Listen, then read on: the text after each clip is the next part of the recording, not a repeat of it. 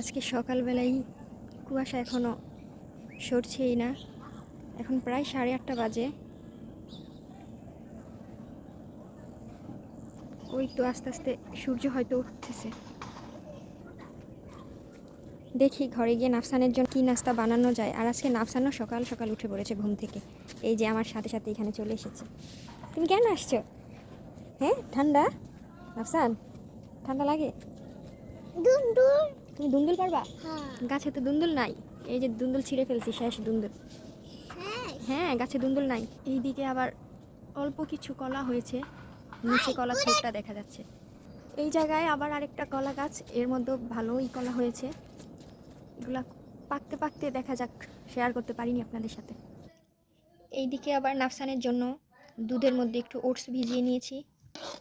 সকালকার খাবার ওকে এটাই খাওয়াবো এখন। তারপরে আমাদের জন্য নাস্তা বানিয়ে আমি আর আমার শাশুড়ি খাবো। বিসমিল্লাহ।